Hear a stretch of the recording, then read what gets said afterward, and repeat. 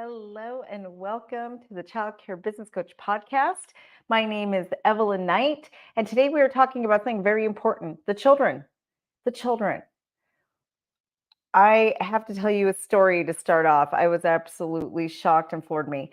Um, so, I was actually at my conference, and at lunch one day, two of the sponsors actually pulled me aside and they told me they wanted to talk to me about something. And one of the sponsors actually said to me, Evelyn, I really want to work with you. I want to sponsor everything you do, not just your summit, not just your live events. I just want to come alongside you. And I was really flattered. And I was like, wow, thanks. That's pretty cool. And she said, you are the only one out of everybody that we go to all of these conferences that talks about the children. That blew my mind. I cannot believe that out of all of the childcare business conferences we go to, I am the only one that's talking about children. Now, this was actually one of the vendors that's everywhere. She goes to every single conference all over the country. And there's actually two, not just one. There were two of them that are just at all of the conferences all over the country.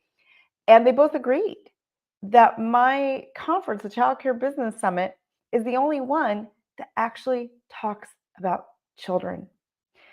That shocked me. And it's been a little over a week since I went to my summit at this point. It's been a week and a half about, and I still just can't get over that. And I just can't get it off my mind.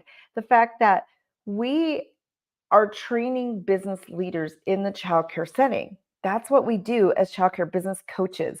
If you are going to a conference for childcare business, they are literally there to help you run a better company, right? But how on earth can you run a better childcare company if the children aren't at the center of what you're doing? I really want you to think about that. What kind of childcare center are you running? If your business coach or the conferences you attend aren't talking about children, I mean, do I really need to say more than that? Seriously, I just was blown away. Um, a while back, I did stop going on the circuit of the speaker circuit, and there were things too that really bothered me about it that were a little bit different. I felt like, as somebody who's teaching this and who's in that field, I did feel like there was a lot of pandering happening. It was more entertaining than it was helpful to a certain extent.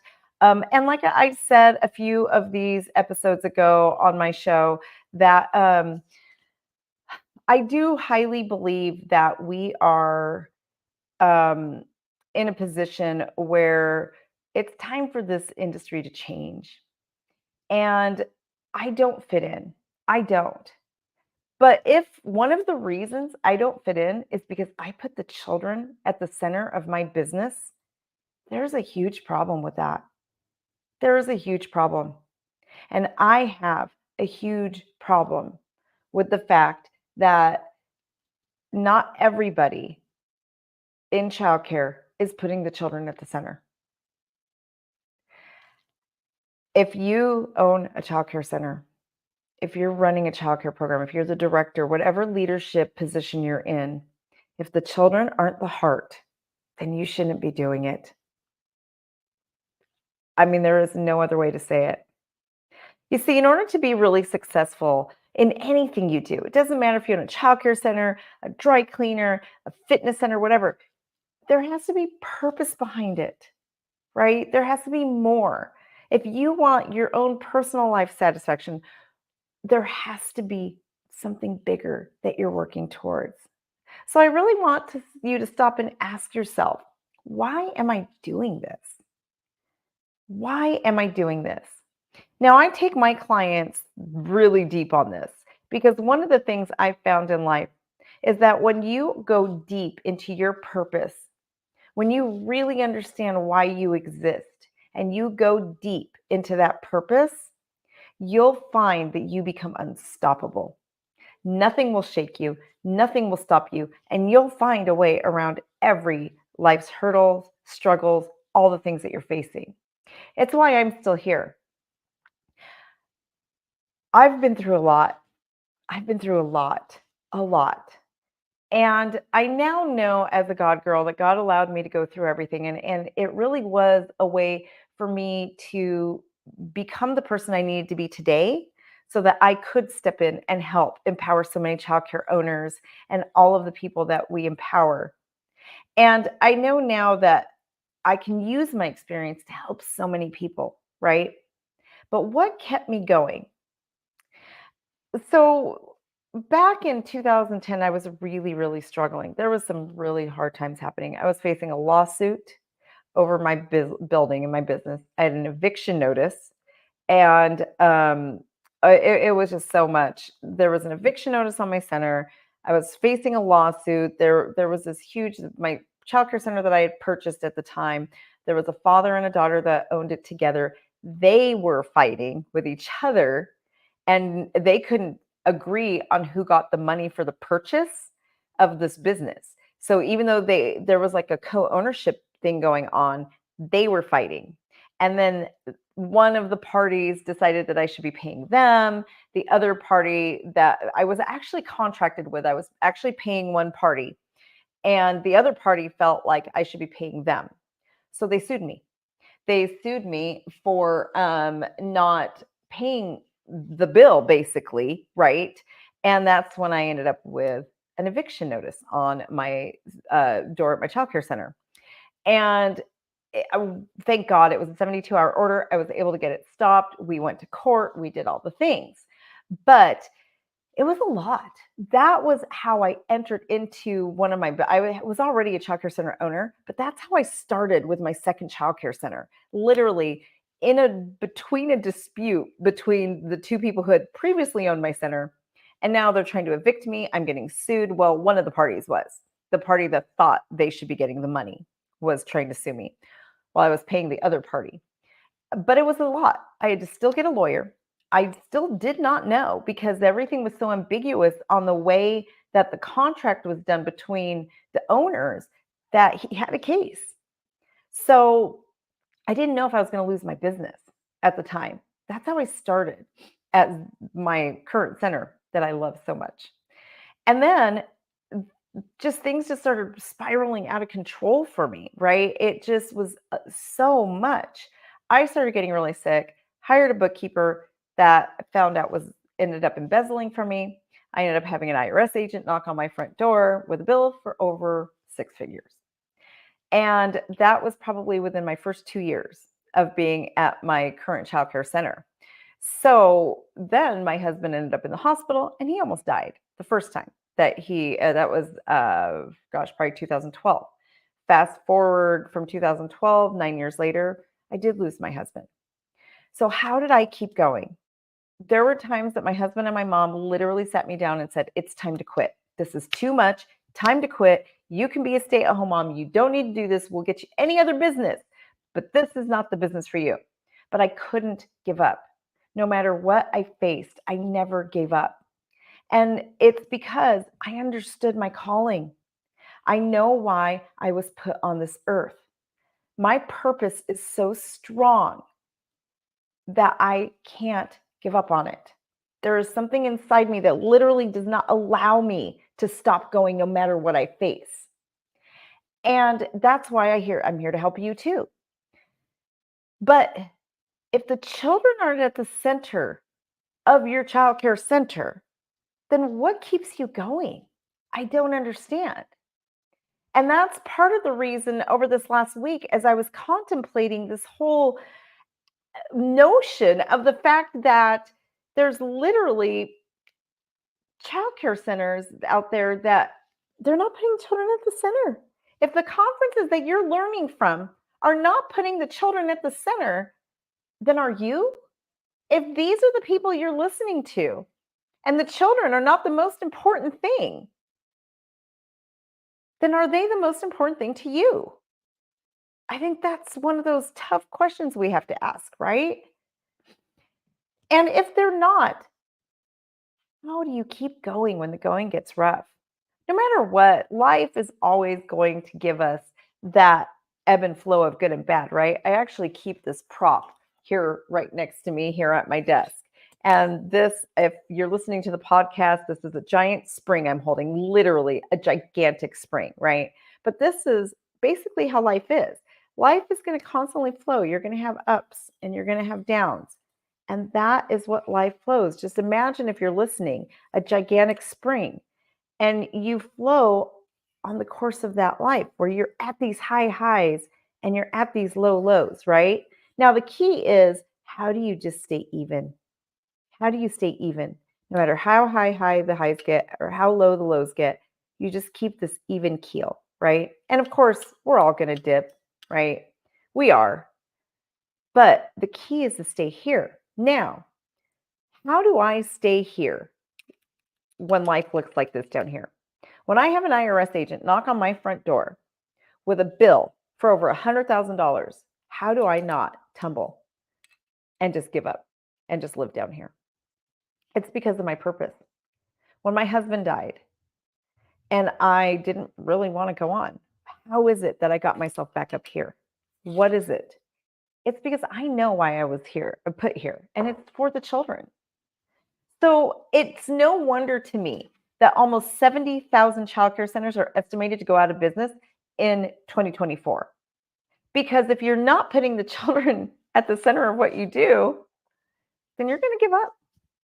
You will, because you have no purpose. You're running through life and through your business and your career without a North Star. I mean, that would literally be like telling yourself, okay, I'm getting in my car and I'm driving to New York, if you are in New York, California. And I'm just going to just go. I don't need a map. I don't need anything. Or actually, it's even worse than that, right? At least you have a destination. If you don't have your purpose, you don't even have a destination. It would be like saying, okay, I'm getting my car and I am going to go experience a big city, and I'm going to go to the somewhere that I can go to a beach, and I can also see like a show and do all these things. And I'm just going to drive until I find it, right? There's no destination. How do you know you're not going to end up in a city in the middle of nowhere where it's all farms and ranches instead of a place that would have Broadway shows and still have beach access and a lot of other type of nightlife stuff, right? You have to have a destination, and your purpose is your destination. So if children are not at the center of your business, I really challenge you and ask you, what is at the center of your business? And again, if you're going to these conferences and all of these other things, and they aren't focusing on the children, I really question that.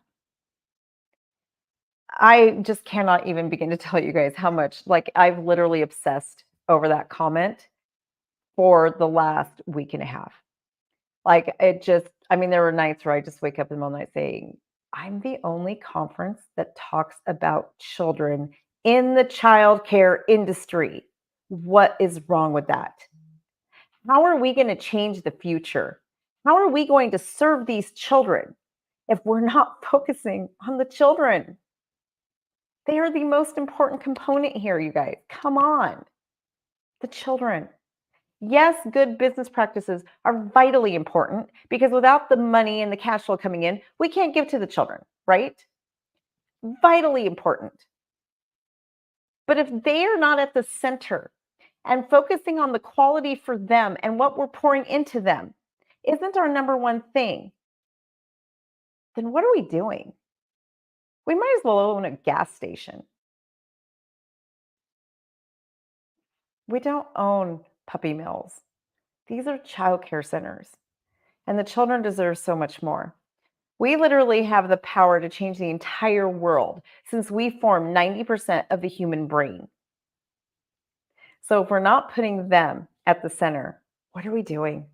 We are doing a disservice to this entire world. Just think, as we revolutionize this industry, we are literally going to have the power to change everything. As we revolutionize early childhood education, the world can change. I was asked to talk for the TEDx Commission in New York, And one of the things they wanted me to talk about is how early childhood education can actually stop global warming and can save our environment. Think about that. That is how powerful. There is nothing early childhood education cannot pour into and change, because we're literally forming 90% of a child's brain, of the human brain. Do you realize your ability to be open minded and to hear someone else's argument and perspective formed in the first 5 years of your life?